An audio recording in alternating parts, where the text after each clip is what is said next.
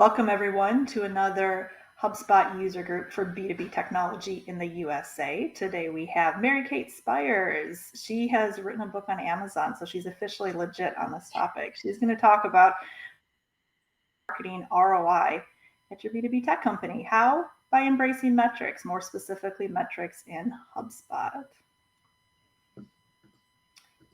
There it goes. You're the slide advancer. There we go. Hi, I'm Jeff. I am not the slide advancer, but I am owner of Kiwi Creative. We are a marketing agency and HubSpot solutions partner for B2B technology companies. We're also the hosts and moderators for these quarterly user groups. All right. Oh, is it showing? There it goes. All right. There we go. One quick logistical thing before we get started. Yeah. If you do have any questions, Cate has agreed to answer those at the end. So if you put them in the chat, I'll kind of keep tally of who says what, and then we'll do a little Q&A at the end. Awesome. Hi, everybody. Like Jen said, my name is Cate Spires. I am owner of Harley James Consulting, Reputation Avenue, and then MaryKateSpires.com. I have been in digital marketing and actually using HubSpot for over 11 years now. I've been in some podcasts, featured in some articles, fun stuff. Like Jen said, I wrote a book this year, which was a really cool accomplishment. And then you may see them walking around, but I have 3 dogs, Harley, Johnny, and June. Now to the good stuff. So I normally ask for raise of hands, but of course I can't see everybody. So just think to yourself. But quick poll, who loves to waste money? I'm going to guess that none of you are raising your hands. And why would you? I mean, actually, I did a talk last week and people did raise their hands, but they probably like to waste other people's monies and not their own. So I want to tell you my story about wasting money. So this here is Jimmy. Jimmy was the best car I've ever owned. Jeep Wrangler. You can tell I was extremely young when I got him. When I had moved back to South Carolina from living and working in New York, I had Jimmy and I was driving home one day and totaled him with my husband sitting in the front seat. He still cringes when I drive to this very day. But I didn't have a car. So I had no idea what to do next. I was 22 years old, never had bought a car before, didn't know the first place to start. So I did what any young person would probably do, and I asked my parents.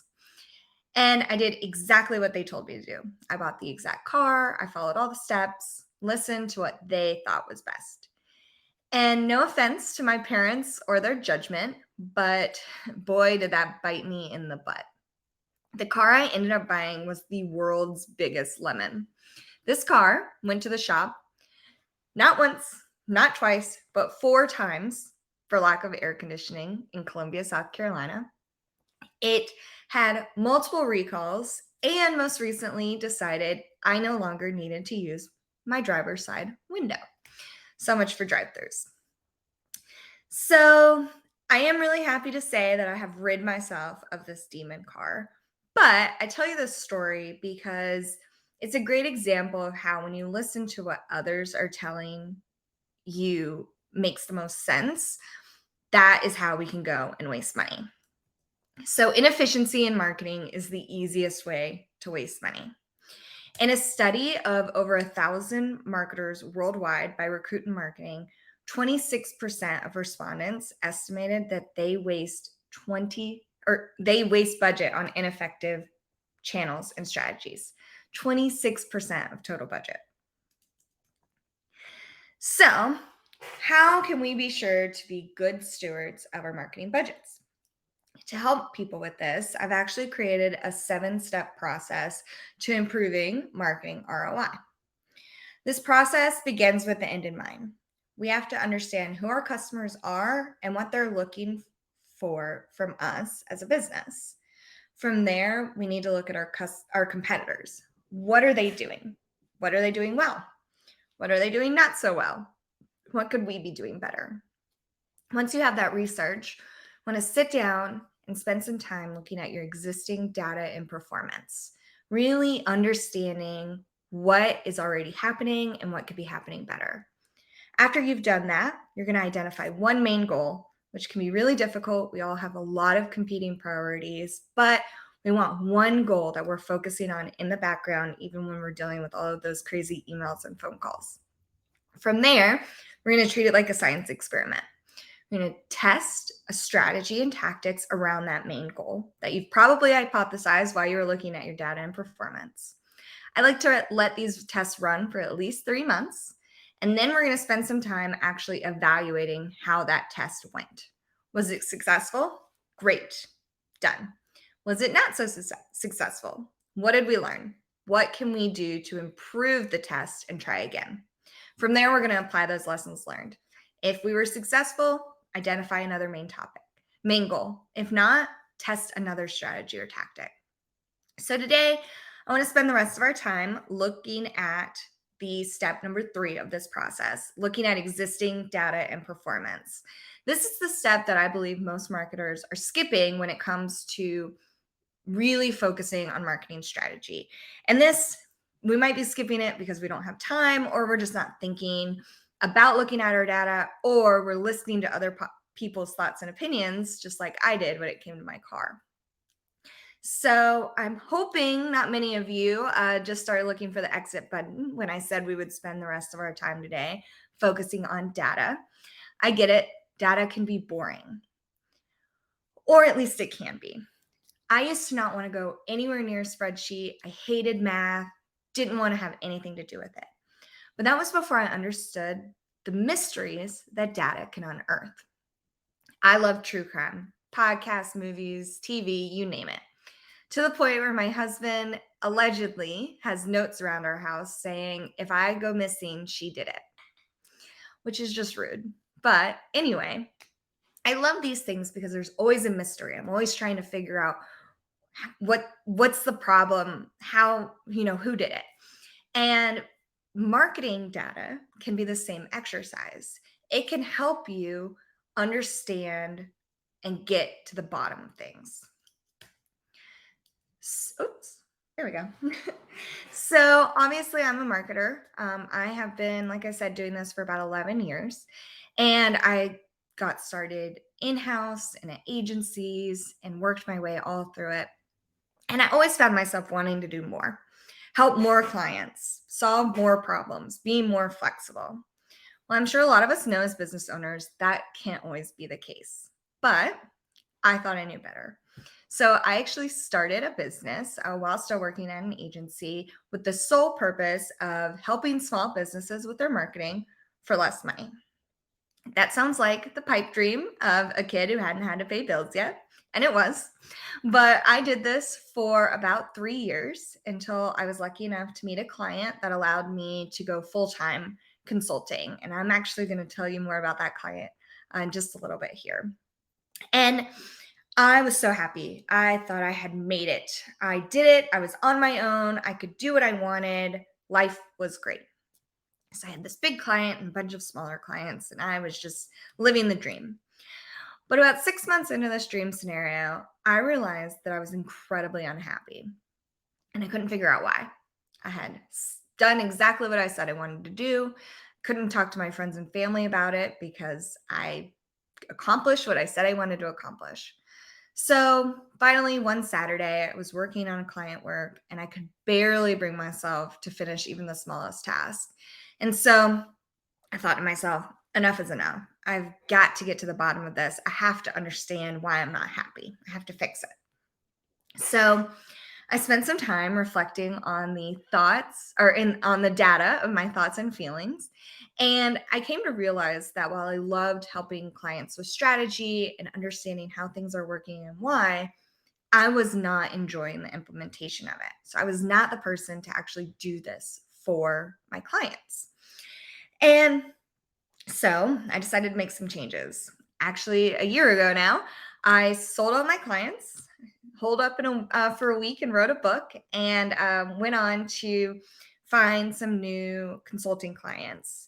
I also am lucky enough to be able to speak on these topics and publish educational content for smaller businesses who can't afford an agency or a consultant. And so while it wasn't the path that I thought I should take, or really how I was going to get there, I ended up getting to a really great place and being happy in what I was doing.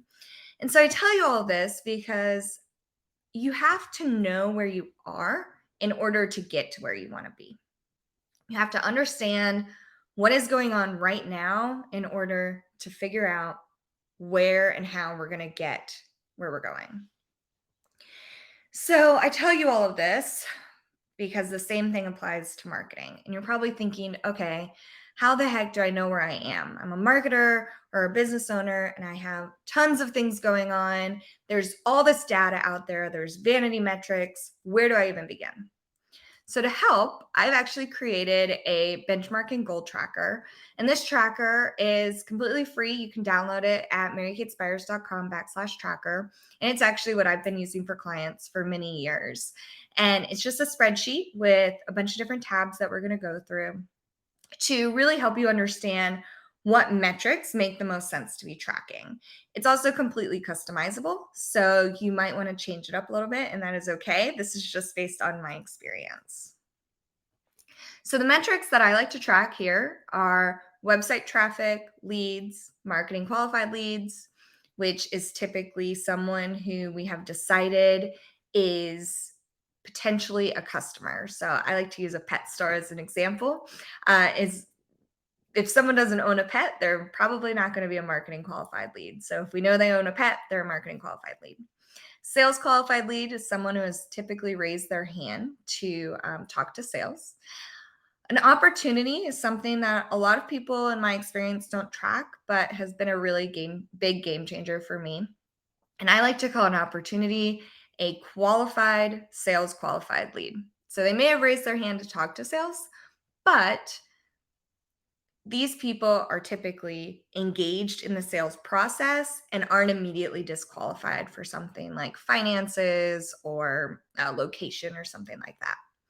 Customers, we all know, are very important to track. And then visitor to lead rate. So how many people who come to your website become leads? How many leads become MQLs? How many MQLs become SQLs? SQL to opportunity, opportunity to customer. And then kind of the bigger picture, looking at your lead to customer rate. So how many leads are likely to become customers? And then even higher, visits. So how many people visit your website and then eventually become a customer? So these are all tracked in that spreadsheet. Real quickly, you'll notice that most of those metrics had by source written by them. So attribution is something that we are all trying to solve for all of the time. And that really just means, what touch points helped someone through their journey. And for me, I like to look at original source. That's what I believe can make the biggest difference when I'm looking at data, when I'm trying to turn knobs, what brought that person to my website initially. There's a lot of different attribution sources you can do. Last touch, there's multi-touch. There's a lot of ones out there. There's sciences around attribution. And it really, my advice is pick one and stick with it. Pick what you're going to track and keep it consistent. Because unfortunately, there's just no perfect way to track all attribution at all times. Digital makes it so much easier, but it's never going to be perfect. So it's better to just be consistent, in my opinion.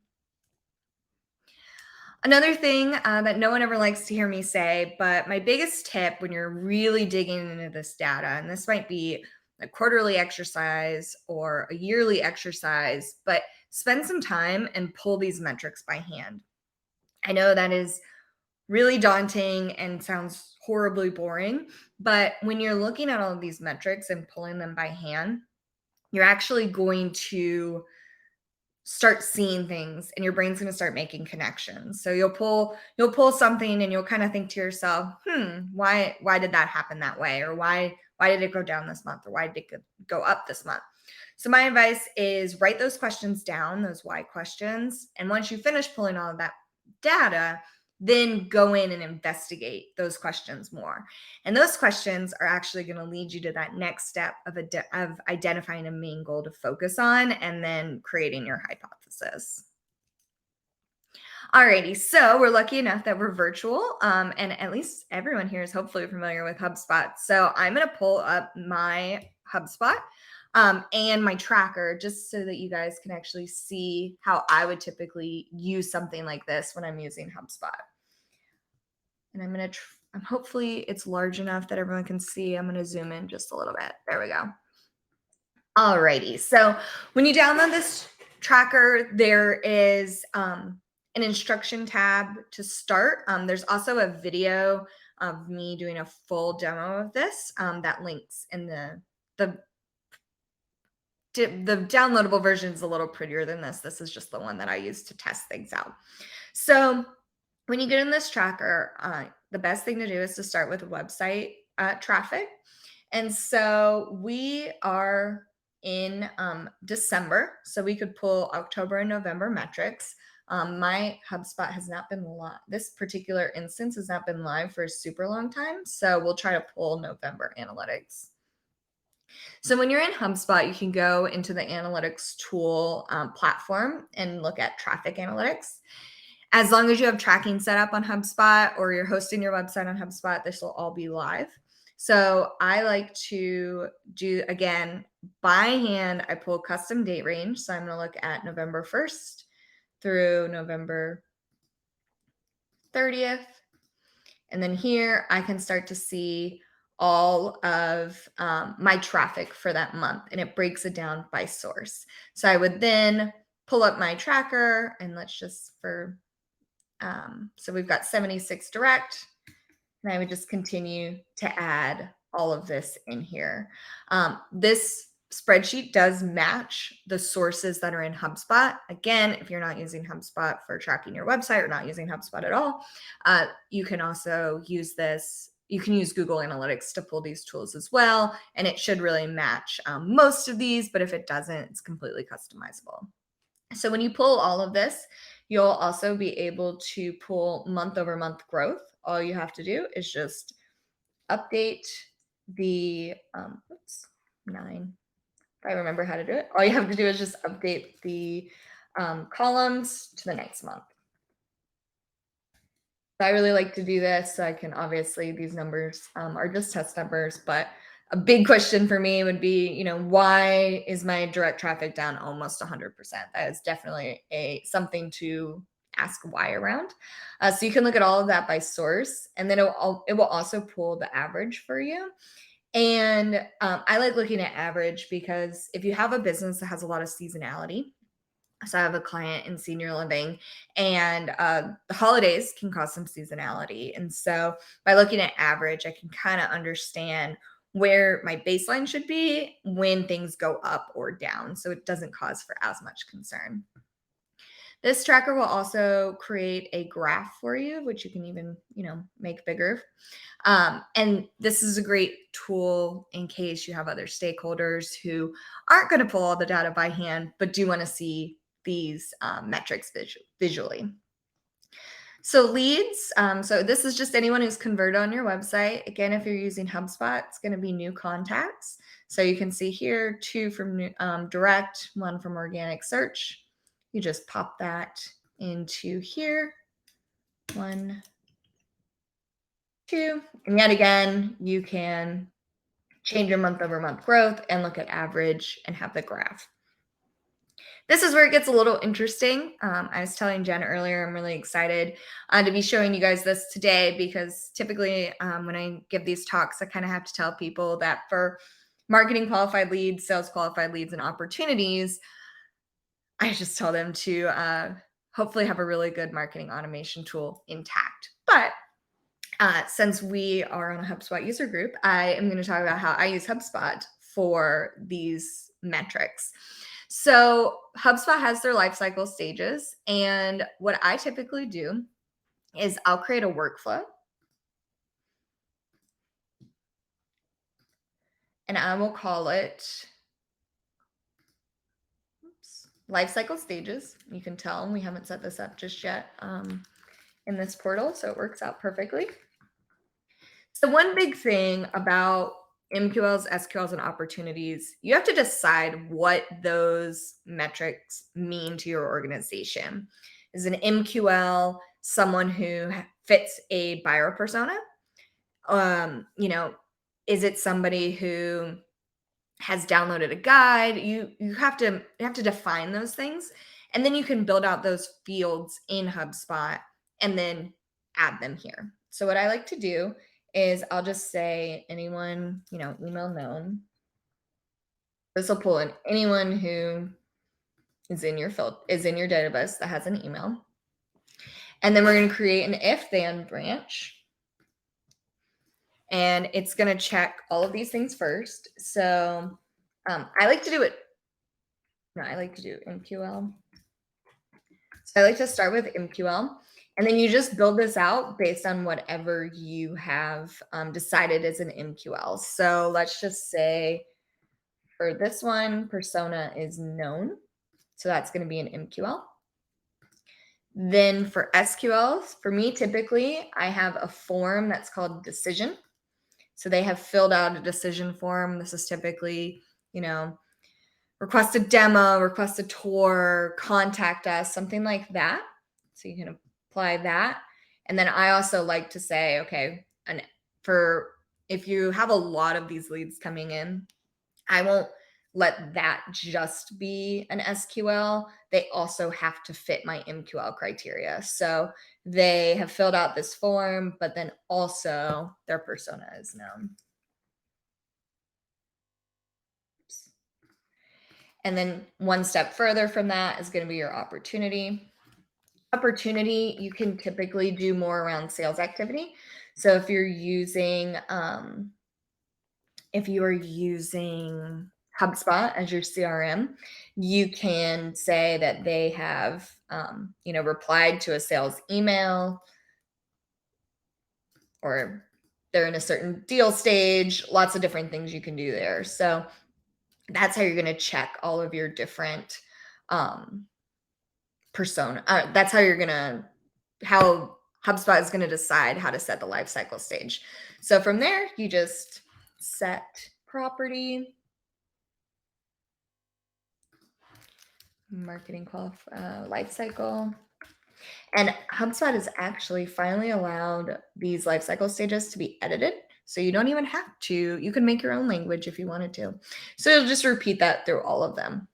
So once you have that live, what I like to do is when I'm pulling this again, so we want to do it by month so we can see the trends of things. Oops. So I come in here, and this isn't going to pull anything since that life cycle stage wasn't live, but you'll still be able to see.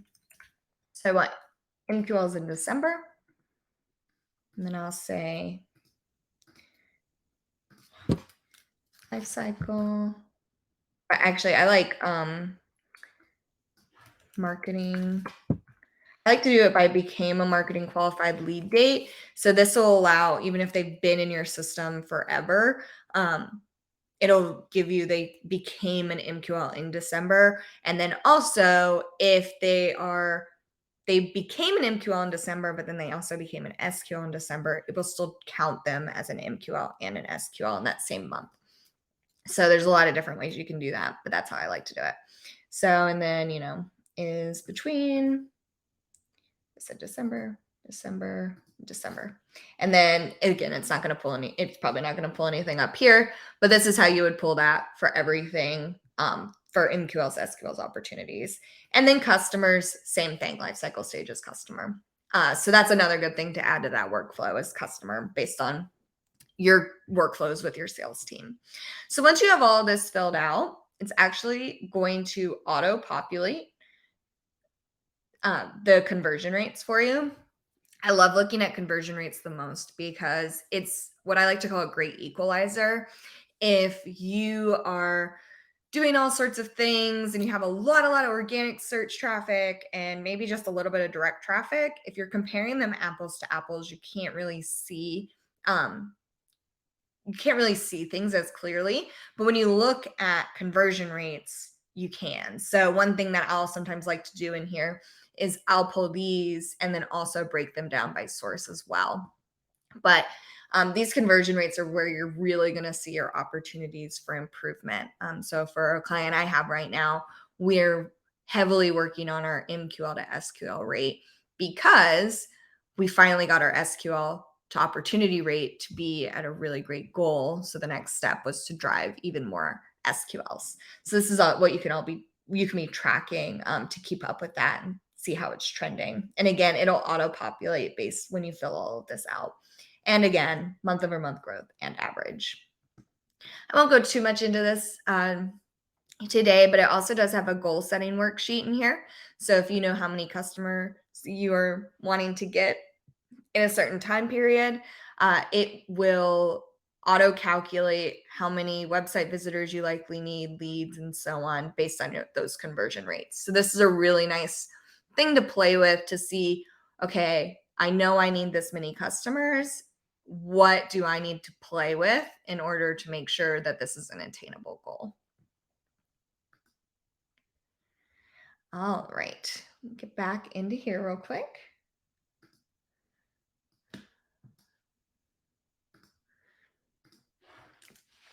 So another thing that is incredibly important when it comes to tracking your metrics is to ensure you have full funnel reporting. So if you're using a CRM and a marketing automation tool, make sure they are talking to each other. The nice thing about HubSpot is it all does that for you. But I have clients that have industry specific CRMs, and so we have to make sure they're speaking to each other. This is huge, especially when you start tracking opportunities and SQLs to opportunity rates, because you can send leads to sales all day long.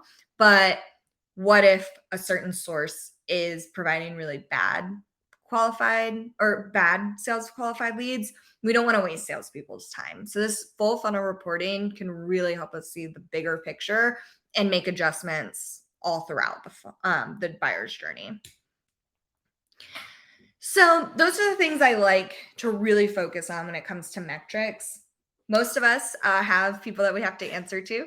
And so while they might not want to get into the nitty gritty, they do want to know, okay, how are we doing overall? What are our overall key performance indicators?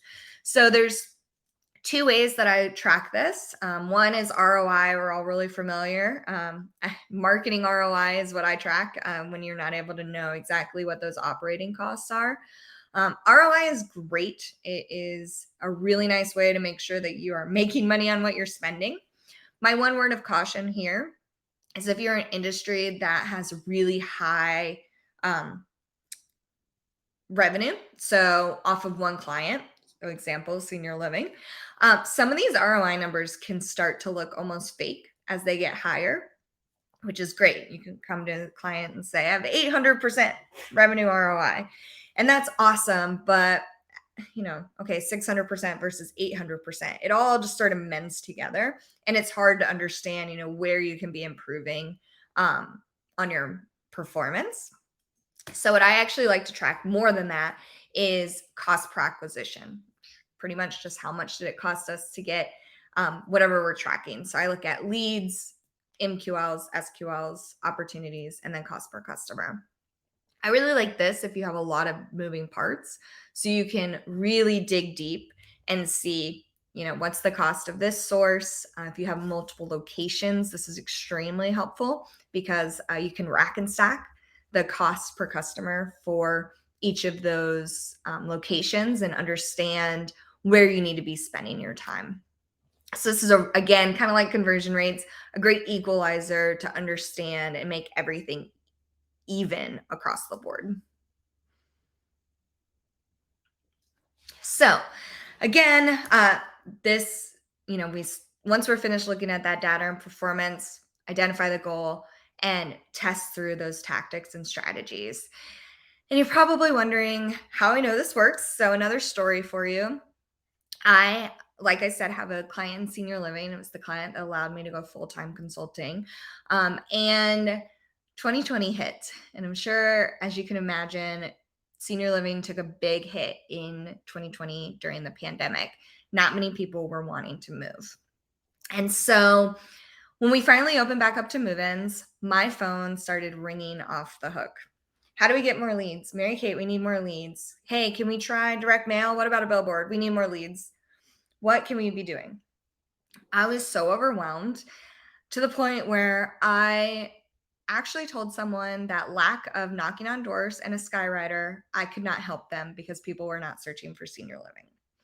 When I finally calmed down and realized that was not a kind response, I started looking at these options. Okay, maybe we should try traditional advertising. Should we be spending more on paid? What should we be doing?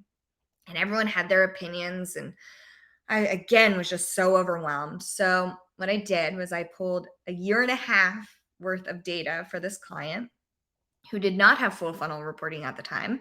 So I manually pulled every single customer and where they came from and their journey. I spent 2 weeks looking at all these spreadsheets and pivot tables. I was going cross-eyed. And what I discovered was we were bringing in all these SQLs. Why are they saying they need more leads? But what I realized was we were bringing in SQLs, but they were not that qualified. And so that's when I implemented starting to track opportunities to understand how many of those leads we were passing off to sales were actually being engaged in the sales process. And so we implemented that, let the data run.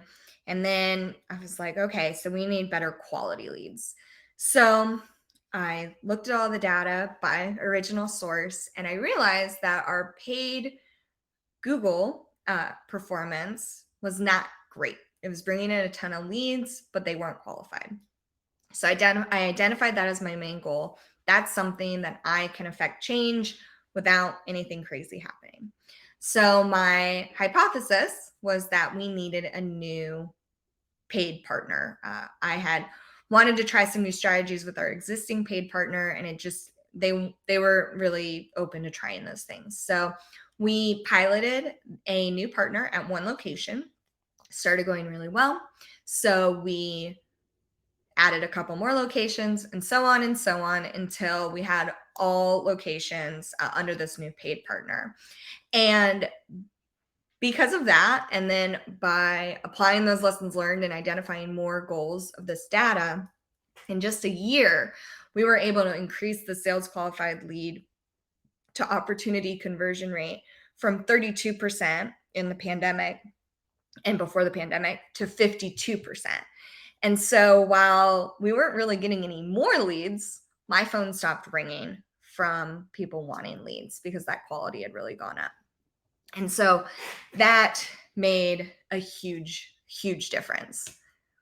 When you follow this process, you'll have less wasted spend, lower cost per customer, and higher qualified leads. So now, when you maybe this afternoon or tomorrow, whenever you want to start digging into all of this, download my benchmark tracker, create your own. If you're a super visual person, you can try dashboard tools. HubSpot has some great dashboards, but again, I do recommend trying to do some of this manually. Pull that existing performance, be curious and ask why things are the way they are. Determine your biggest opportunity for improvement. Decide that as your main goal. Create a hypothesis and test it, and then use those results to make further strategic marketing decisions. The answer to your marketing problem is in your data. You just have to go find it. This is all of my socials. I am very, very active on social media. Please, I'd love to connect and chat more about all of these topics. My email is on there as well. And then with that, I will open it up to questions. The chat has been like crickets, which I'm going to assume is because they were so busy writing down everything that was in your spreadsheet there. But I have one for you. As a HubSpot user, their reporting tools have gotten a lot better over the last couple of years. What are some of your favorite built-in reports that kind of a reporting novice should start with in that tool? Yeah, absolutely. So the marketing report, the marketing dashboard has a lot of really great reports. So I would start there, and then you can also save some of those reports I was just looking at with visitors and leads. You can pull that into a dashboard. I have a dashboard for most of my clients that says MC dashboard, where's the metrics that I want to keep track on. That's how I look at on a daily basis. I really like to actually create the visual version in HubSpot of this tracker. So I'll pull leads, MQLs, SQLs, and opportunities all by source. And that's really easy to create in the report builder. It's just contacts, and then you can pull in that became a whatever date and source, original source, and it'll filter it all out for you. Very cool. Anybody else have any questions they'd like to ask in the chat? See, Kristen says she's taking tons of notes. That's good. I'm glad. Well, while I wait to see if anybody has any questions about that, I will do a quick shout out for our next hug. As I mentioned, they're once a quarter on the second Tuesday. So that would bring us to March 14th, if you can believe it or not, still at noon. We're going to have another Mary Ann, though, not Mary Kate, talk about the all elusive Google ads, how you can increase your click-through rates while lowering your cost per click. Instead of a normal presentation format, it's going to be more of a Q&A sort of session. So we'll have lots of activity in the chat. You can come with your really advanced or super beginner, either way, Google Ads questions, and she'll be sure to answer those for you. All right, what else? We have some comments. Great content, and Cassidy is working on filling out the tracker. Thank you for the template. Yes, templates are always. I gave everyone homework, and now they want to just work. Kristen would like you to clarify, where can she get the tracker from? Yeah, so let me pull it back up. It's just marycatespires.com/tracker. Here is that link. Oop, there we go. Or not. Technology issues. I'll just leave it like that. And I have some other templates on my website as well, like a buyer persona template and a competitor report card. All right. I also just put the link in the Slack if people just want to click on it. That would have been a lot easier. Thank you. Well, no, for people who are watching the videos after the fact, this URL will be very helpful. Perfect. All right. Well, it's 12:40 right now. We're scheduled to go to 1, but if there's no other questions, I think everybody would appreciate 20 minutes back of their lunch break. So thank you again, Mary Kate, for everybody who is here or watching virtually after the fact. We're going to upload the video to YouTube. We'll put the slide deck on SlideShare, and we'll send that all out for you afterwards. Awesome. Thanks, everyone. Hope to see you in March. Bye-bye.